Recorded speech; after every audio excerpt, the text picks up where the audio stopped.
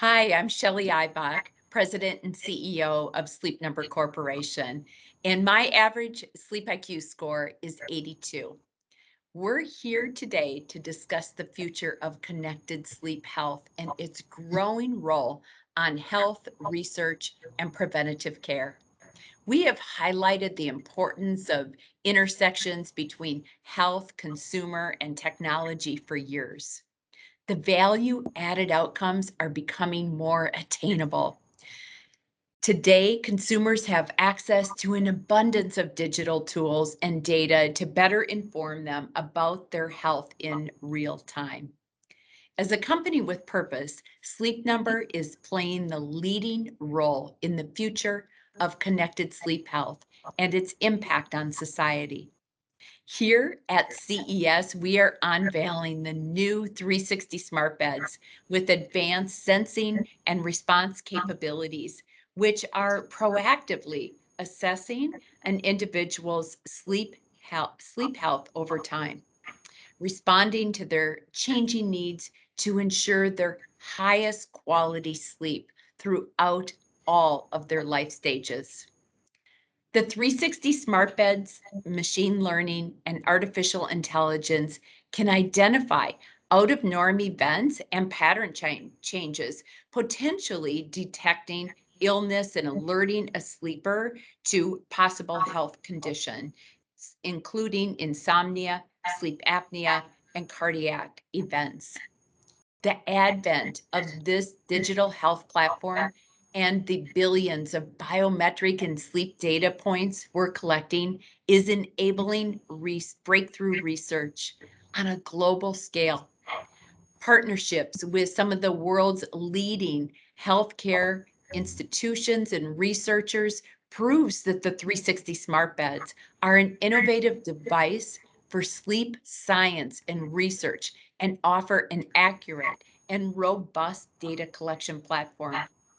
As the world of connected sleep health advances, our smart beds will function as a preventive care platform for a healthier life. Sleep Number will continue to prioritize purpose-driven innovations that transform individualized digital health and unparalleled sleep experiences. Now, I'd like to introduce our panel moderator, Yasmin Tayag. Yasmin is a freelance science editor, writer, and sought after speaker. She is considered one of the top influencers covering health and science, and most recently wrote a story on Omicron that was published in The Atlantic. She has also written for the New York Times, Slate, Bon Appetit, and other publications, and is so sought after, and we're so appreciative of having Yasmin here with us today for this important topic. Welcome, Yasmin. Thanks so much, Shelly, and thank you, Sleep Member, for having me here. Good morning, everyone, and thank you for joining us. As Shelly said, we're here today to talk about sleep, a thing that unfortunately many Americans don't get enough of. Even before the pandemic, over a third of Americans weren't getting the recommended 7 hours of sleep. And now, as we head into another year of living with the coronavirus, our sleep may suffer even more. But there's good news, and that's the fact that we are increasingly well equipped with tools to help counter our sleeplessness. Sleep science is a burgeoning field that has vastly increased our understanding of the factors that affect sleep, including temperature, exposure to light, physical activity, breath and heart rate, when you eat, and even mental health. Tech companies are taking these scientific discoveries and applying them to develop sleep devices to help consumers get better sleep.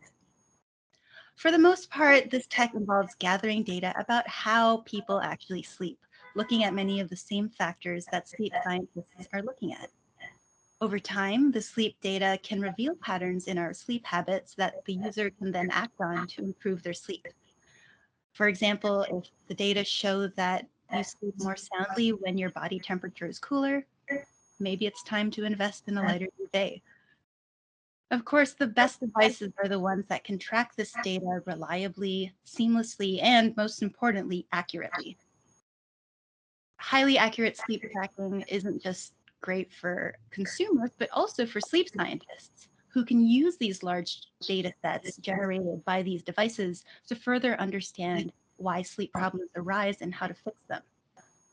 So today, we've got three awesome experts to talk with us about how sleep science and technology are joining forces to help us sleep better.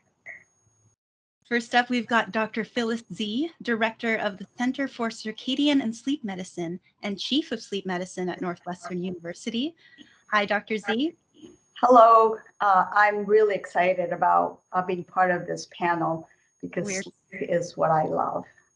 We're so excited to have you. Next, we've got Cassie Morris, VP of Innovation Strategy and Business Ventures at Sleep Number and an expert in the medical device industry. Hi, Cassie. Hey, good morning. Great to be here. And finally, we've got Raj Mills, VP of SleepIQ Health at Sleep Number, who's been spearheading partnerships between Sleep Number and many sleep research institutions, including the Mayo Clinic. Hi, Raj.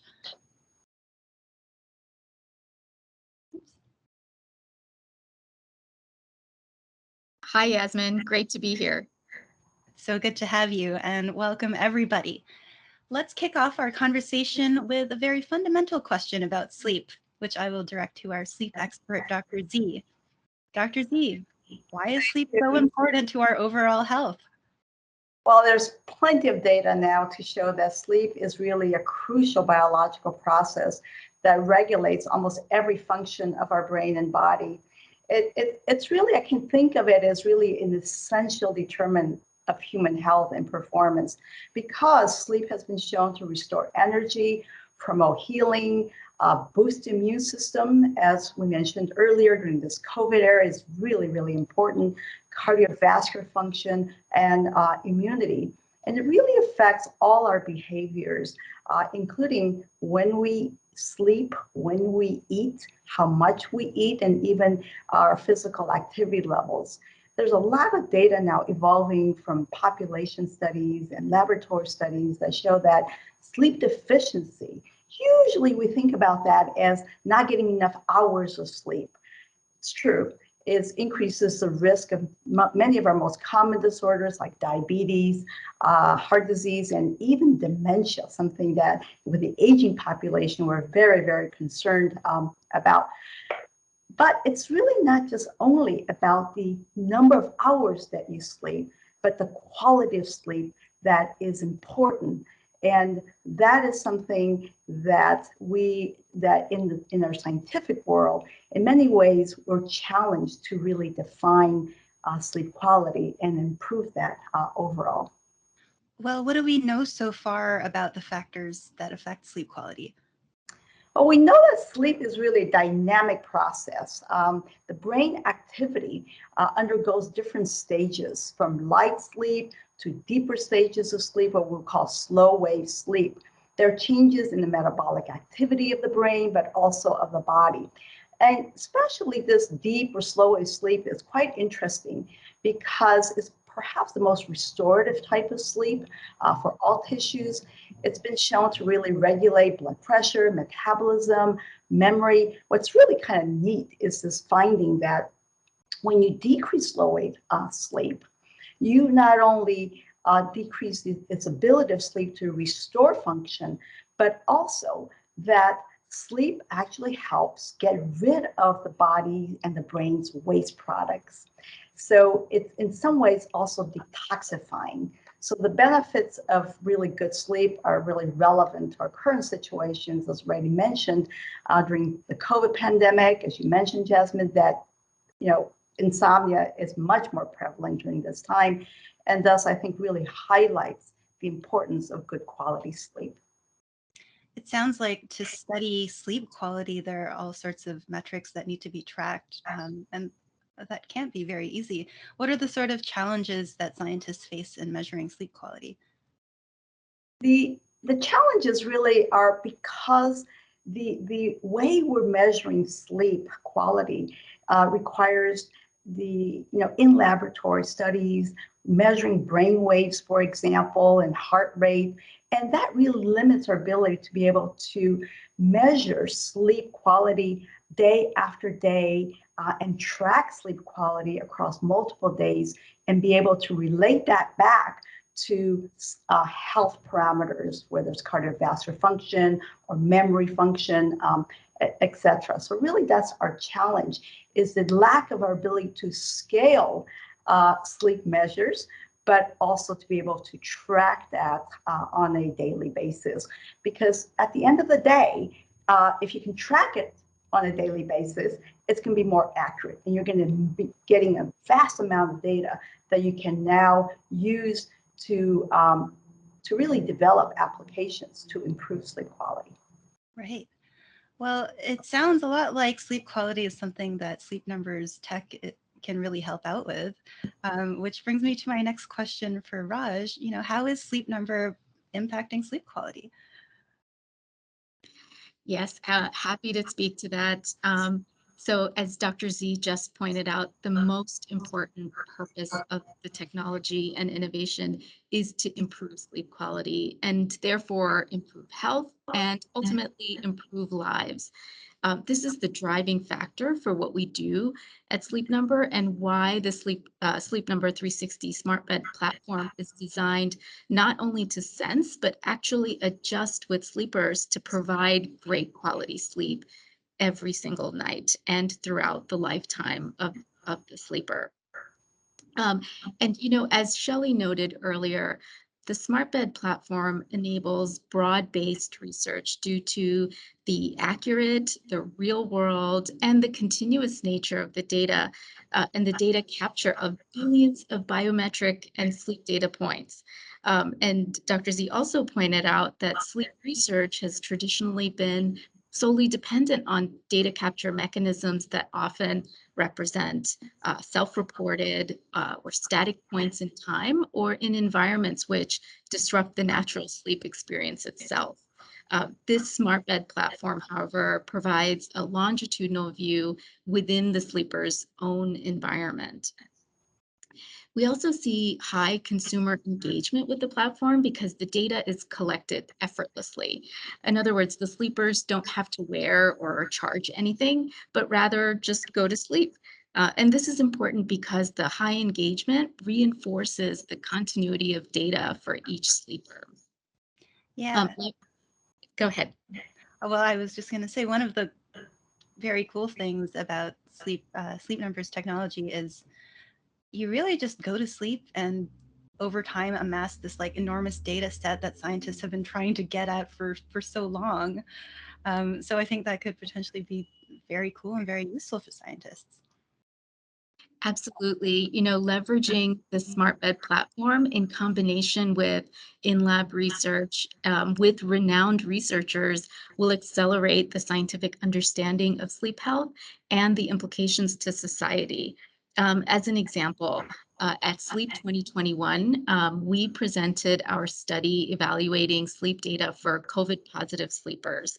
And this revealed compelling associations that allow us to predict and track the onset and progression of COVID-19.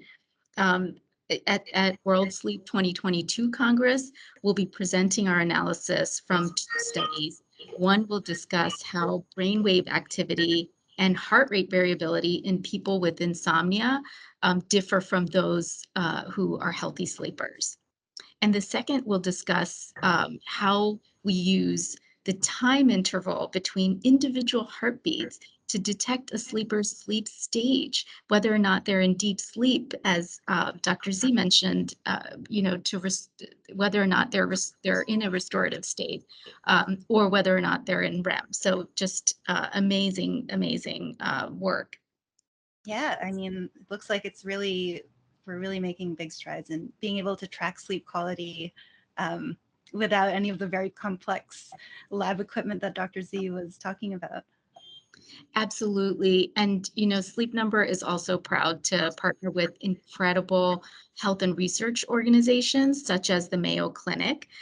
One way we're partnering is providing financial support for research studies that align with Sleep Number brand values. I'll share two examples. One of the studies will investigate the prevalence of sleep apnea and determine the presence of cardiovascular disease in U.S. people with Somali heritage. This important project has the potential to impact other African American populations as well. And a second study I'll mention is a study which will explore the relationship between disrupted sleep and markers of aging. It's so fascinating. The long-term goal of this research is to examine the role of disrupted sleep and how it potentially contributes to the acceleration of the aging process. By collaborating with other organizations that seek to advance sleep health and science, Sleep Number and our research collaborators really aim to provide a better understanding of sleep's impact on holistic health. And these collaborations, as well as Sleep Number's in-house research, are helping individuals make quality sleep a priority. Right. I think what is really cool about Sleep Number's, sort of continuous tracking of our sleep data is that it not only gives a person a sense of, how they're sleeping over, maybe a year or 2 years, but potentially over a lifetime. So as we age, the way we sleep, our habits, they change, and I think it could be really interesting to have that data set and to perhaps act upon it. And overall, in the health and wellness industry, there seems to be like a plethora of wearables and other trackers that suggest that there's a huge consumer focus on being able to collect hyper-personal health data throughout a person's lifetime and perhaps adjusting care as somebody ages. I'm really sorry. Is that siren? That was a siren. Sorry. That's really loud. Maybe I can just repeat that question. We'll edit that out. We'll edit that out. Would you repeat the question then? Yeah, for sure. And just as a note for everybody, please mute when you're not speaking because we are picking up some feedback. Good. All right. Thank you. Go ahead, Yasmin. You can speak. Sure. There seems to be a plethora of wearables and other trackers on the market that suggests there's a growing consumer interest in being able to collect this sort of hyper-personal health data throughout somebody's lifetime and potentially adjust care as a person ages. Cassie, can you tell us more about the trends in at-home healthcare that you're seeing and how sleep tech might fit into that? Absolutely. And what's really exciting about kind of the conversation so far is when we think about the evolution of individuals and how they want to age in place at home, that the Sleep Number bed can move with them. And as Raj has pointed out, is that we can sense and do as you change, so that it's constantly learning and constantly evolving with you as you age. So that's really what's powerful about the entire platform is it's more than just the data, but also about how we can sense and do along the way.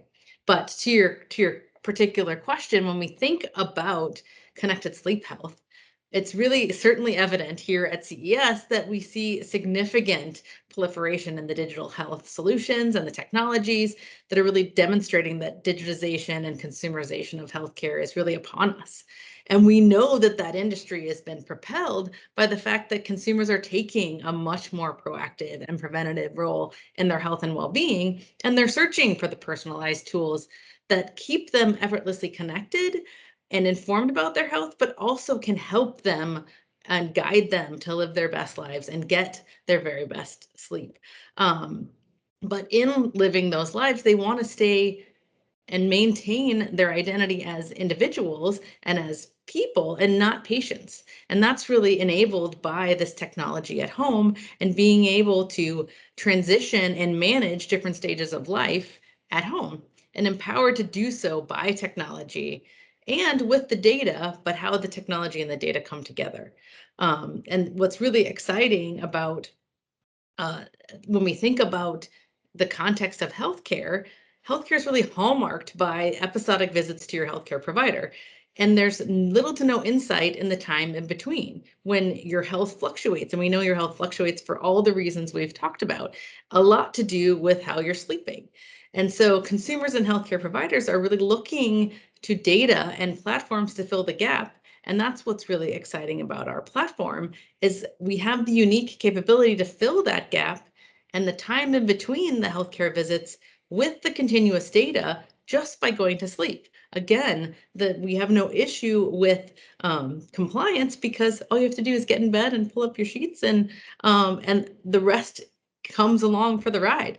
And what's exciting about that is that highly accurate baseline of the continuous data, combined with the technology that constantly is sensing and managing your sleep to ensure that you're getting the very best night of sleep, we can then take all of the learnings from the academic community and the scientific understanding to really glean and provide understandable, actionable solutions that are tailored to those individuals and their data patterns. So it's about how we interact with you as a sleeper and provide you with information to say, hey, try these things to get better sleep. But we're also doing the work behind the scenes to automatically sense what's going on and provide solutions as we go through the night to ensure that you're getting the greatest night of sleep.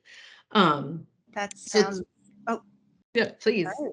that sounds super interesting. And, I think you touched on a really interesting point. These technologies that are continuously monitoring our personal health, they're generating these huge amounts of data.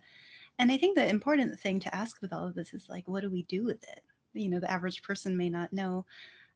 So how do you envision that this information will be used, and how is it already being used, with Sleep Number's technology?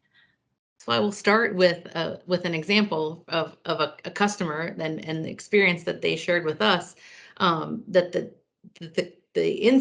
personalization and the, scratch that back up.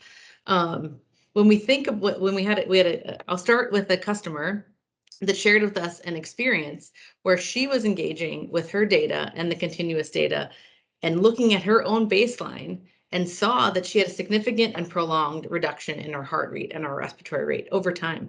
And she took that information to her provider, and through a series of evaluations, it led to a non-emergent cardiac intervention that really improved this customer's health and life. And so this is a perfect example of using the continuous, highly accurate data that we have and evaluating it for trends from your personal baseline to say, hey, I'm taking a proactive, preventative look at my data and taking it to my physician to have action. So that's one example of how the data can be really impactful. But if we think about what can happen automatically, both Raj and Shelly mentioned that with the data, as you're getting sick, if you have influenza-like symptoms, we know that there's a profound implications in your heart rate and your respiratory rate that occur before symptoms are actually manifest in real life. So by looking at that data and automatically adjusting to say, we're gonna help you sleep better when you're getting sick, but it's also telling you, we see these changes in your patterns. You may want to take action to stay at home or come to bed earlier to get more sleep, to really influence your recovery from that illness. Very cool. It sounds like, the implications for the data are twofold. A person can either use it themselves and make adjustments and bring it to their medical professional, but there's also this aspect of the technology itself learning from that data and, adjusting in real time as it learns about your specific needs. It seems like a really interesting and, kind of a near future for sleep tech. And I want to bring the conversation back to Dr. Zee. Dr. Zee, given everything we've spoken about today, all these new technologies that are emerging, how do you envision the future of connected sleep health?